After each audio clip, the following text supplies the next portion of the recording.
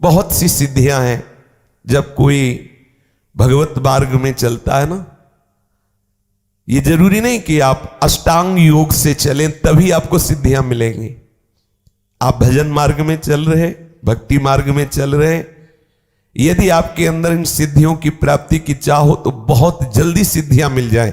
यदि कोई अपराध न बनने पावे, शास्त्र विपरीत आचरण न होने पावे, रजोगुण तमोगुण का नाश करते हुए जब सतोगुण बढ़ता है हृदय में, तो सिद्धियां अपने आप प्रकाशित होने लगती हैं। बहुत साधारण बात है सिद्धि प्राप्त करना, बहुत साधारण बात। लोगों को लगता है कि छोटे मोटे चमत्कार बहुत कठिन है, या बहुत प्रारंभिक दशा में सब सिद्धियां आने लगती हैं। लेकिन जिसका लक्ष्य हो जाता है ब्रह्मबोध या भगवत प्रेम, उसके हृदय में सिद्धियां फटकने भी नहीं पाती। गुरु कृपा की कवच में सुरक्षित आगे बढ़ता चला जाता है। पर यदि तुम्हें लगता है कि संसार का सम्मान, संसार का लोक, संसार का भोग, तो प्रभु का भजन करके देखो, ये सब तुम्हारे चरणों में लुटेंगे। शास्त्रों में वर्णन आया है कि जो पूर्ण एकाग्रता से सात्विक आहार विहार करते हुए नाम जप करता है, उसके अंदर सिद्धियां प्रकाशित होने लगती हैं। महामहिमामयी अणिमा, महिमा, लघिमा, प्राप्ति और प्रकाम्य, ईशिता, वशिता, ख्याति, ये 8 सिद्धियां सदैव प्रभु के चरणों के समीप करबद्ध खड़ी रहती है। वो भक्त की सेवा में आने लगती है। अनूर्मी, ये सिद्धि जिसके हृदय में प्रकट होती है, उसे ना तो कभी भूख परास्त कर सकती है, ना प्यास परास्त कर सकती है, ना शोक, ना मोह, ना जरा, ना मृत्यु, इन पर वो विजय प्राप्त कर लेता है। जो प्रभु के चरणारविंद का आश्रय लेके भजन करता है पर कामना है, तो उसके अंदर ये अनूर्मी नाम की सिद्धि प्रकट होती है।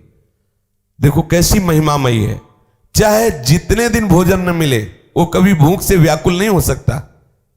70 दिन तक बालक ओम प्रकाश जी ने ना अन्न ग्रहण किया, ना कोई फल फूला, लेकिन आप प्रसन्न मुद्रा में भगवत स्मरण परायण रहे। और कितने से भक्तों के चरित्र आते हैं।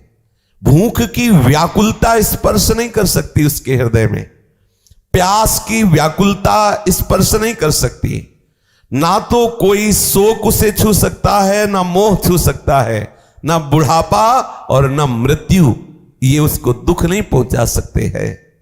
देखो, वो मोक्ष नहीं चाहता है, प्रेम नहीं चाहता है, लेकिन भजन में लग गया, लोक हानि की चिंता का त्याग करके। देखो कैसी सिद्धियां, अष्ट वो सिद्धियां जो सदैव भगवान के समीप ही रहती है। भगवान अंश मात्र से उस उपासक को दे देते हैं। और ये महामहिमामयी अनूर्मी नाम की सिद्धि प्रकट होती है। फिर दूसरी सिद्धि दूर श्रवणादि, वो लाखों कोस दूर की बात सुन लेगा। अगर सुनना चाहे, अमेरिका में इस समय वो अमुक है, वो क्या बात कर रहा है, यहां से सुनाई देगा।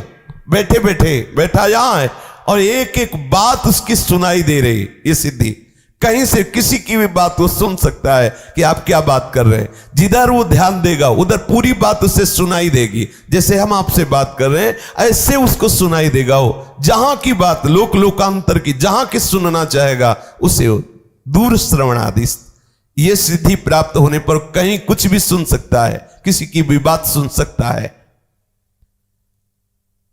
फिर दूरदर्शन आदि, यहां से बैठे बैठे वो देख सकता है ब्रह्मलोक में क्या हो रहा है, यहां से बैठे बैठे देख सकता है कलकत्ता में क्या हो रहा है, अमुक जगह क्या हो रहा है, देख सकता है, बैठे बैठे देख सकता है। देखो भजन का बल देखो, प्रभु का आश्रय लेकर नाम जप का प्रभाव देखो। बैठे बैठे उसकी दृष्टि इतनी सूक्ष्म हो गई, वो जहां चाहे वहां की बात देख सकता है। मनोजव सिद्धि, वो मनोजव सिद्धि को प्राप्त हुआ उपासक जिस शरीर में चाहे उसमें प्रवेश पा सकता। जिस शरीर में उसके हृदय में भावना हुई कि मैं उस शरीर में, तो उसी के मन में प्रवेश कर गया। जिस शरीर में चाहे उस शरीर में, जैसे भगवान शंकराचार्य एक राजा के शरीर में प्रवेश होकर काफी दिन तक राज भोगों का अनुभव किया, उत्तर उत्तर देने के लिए कि क्या होता है ये किसी के भी मन में। एक प्रसंग आता है योग वासिष्ठ में, श्री जनक जी के हृदय में एक योगिनी प्रवेश की, बहुत भजन परायण थी। जनक जी भी पहुंचे हुए महापुरुष, जीवन मुक्त महापुरुष, उन्होंने कहा कि तू मेरे हृदय में कैसे आ गई। यद्यपि बाहर भी सिंहासन में बैठी थी और अंदर उनके हृदय में बैठ गई जाके। स्त्री शरीर, भजन परायण और सिद्धियों को प्राप्त किए हुए। तो उसने कहा हम एकांत सेवी तपस्वी जन हैं, जहां एकांत होता है वो हमारा आसन होता है, तुम्हारा हृदय एकांत इसलिए मैं आके बैठ गई। ये देखो जनक जी के हृदय में जाके बैठ, ये मनोजो सिद्धि। मनोवेग से जहां जाना चाहे वहां पहुंच जाए, जहां जाना चाहे, किसी के हृदय में जाना चाहे, दूर देश में संकल्प किया तत्काल पहुंच गया। मन जैसे अपना मन में सोचा तो जहां सोचा वहीं शरीर पहुंच गया। लो, न टिकट की जरूरत है न पास करवाने की जरूरत, जहां जहां जाना चाहे लोक लोकांतरों में। ये भजन का प्रभाव। मनोजो सिद्धि को प्राप्त चित्रलेखा जी ने पलंग सहित अनिरुद्ध जी को उठा लिया और ला करके बाणासुर के महल में विराजमान किया और कहा सखी यही थे ला, बोले यही थे। ऐसा देखो कितनी बड़ी सिद्धि भगवान के चतुर्व्यूह अवतार में, जैसे राम लक्ष्मण भरत शत्रुघ्न, ऐसे ही वासुदेव संकर्षण प्रद्युम्न और अनिरुद्ध। ऐसी महामयी मनोजो सिद्धि को उपासक प्राप्त कर लेता है। काम रूपी सिद्धि, वो जो रूप चाहे वो धारण कर सकता है, जो रूप चाहे, जैसा रूप चाहे वैसा वो रूप धारण कर सकता है इस काम रूपी सिद्धि की प्राप्ति होने पर। काय प्रवेश, वो भले शरीर छोड़ा हुआ कोई शरीर है उसमें प्रेम, अर्थात मुर्दे शरीर में प्रवेश कर जाना या जीवित शरीर में प्रवेश कर जाना, ये काय प्रवेश की सिद्धि प्राप्त हो जाती है। जो सात्विक भाव से स्वच्छंद मरण, जब चाहे तब शरीर छोड़े, ना चाहे तो ना छोड़े, ये कोई भगवत प्राप्ति वाली बात नहीं है। चांगदेव नाम का एक महात्मा 1400 वर्ष का, ये कोई सतयुग त्रेता की बात नहीं, महाराष्ट्र में श्री ज्ञानदेव जी महाराज के दर्शन करने में आया, सिंह पे बैठ के सांप की चाबुक लेकर के। ऐसा तो इसका तात्पर्य है कि इस स्वच्छंद मरण सिद्धि को प्राप्त है, लेकिन ना तो उसके अंदर विशुद्ध बोध है ना भगवत प्रेम है। श्री ज्ञानदेव जी के आगे उसका धूल दूसरित हो गया है सब अहंकार सिद्धियों का। और देखो भजन का प्रभाव देखो, चबूतरे में बैठे थे श्री ज्ञानदेव जी महाराज, तो पता चला कि योगी मिलने आ रहा है, तो चबूतरे से कहा हाँ चलो, तो चबूतरा चल दिया। और उसके होश उड़ गए कि मैं तो चैतन्य शेर को अपने वश में करके ला रहा हूं, सांप की चाबू, ये तो जड़ चबूतरा चल दिया। भजन का प्रभाव। फिर है देव क्रीड़ानुदर्शनों, ये सिद्धि जिसके हृदय में प्रकट होती, तो जैसे अपने लोग टेलीविजन देखते हैं ना, ऐसे वो जिस लोक के वो खेल देखना चाहे, क्रीड़ा के विविध प्रकार के, विलासता के, वो सब देख सकता है। गंधर्व लोक में कैसी क्रीड़ा हो रही, देवलोक में कैसी क्रीड़ा हो रही, ये सब यथा संकल्प संसिद्धि, जैसा संकल्प करे ठीक वैसे ही कार्य होगा। ये सिद्धि प्राप्त होने पर जैसा संकल्प करेगा वैसे ही सामने परिवर्तन हो जाएगा। चाहे वो जड़ वस्तु हो चाहे चैतन्य वस्तु हो, उसके संकल्प के अनुसार चलना होगा।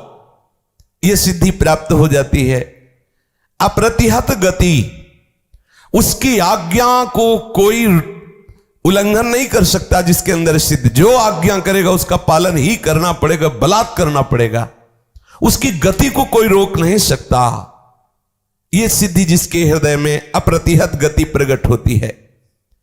त्रिकालज्ञता, भूत में क्या हुआ, भविष्य में क्या होगा, वर्तमान में क्या हो, सब उसे पता हो जाता है इस सिद्धि के प्राप्त होने पर। अद्वंदता, शीत उष्ण सुख दुख मृदु कठिन, ये मान अपमान सभी वश में हो जाते हैं, कोई भी द्वंद्व से परा। लेकिन ये बोध संपन्न महापुरुष नहीं हुआ, ये भगवत प्रेमी नहीं हुआ।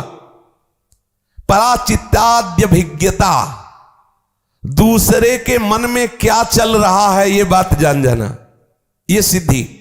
पराचित्ताद्यभिज्ञता, दूसरे के मन की बात जान लेना, तुम मन में क्या सोच रहे हो, आज तुमने स्वप्न क्या देखा, आज तुम क्या सोच के चले हो, विविध प्रकार के मन की बातें जान लेना।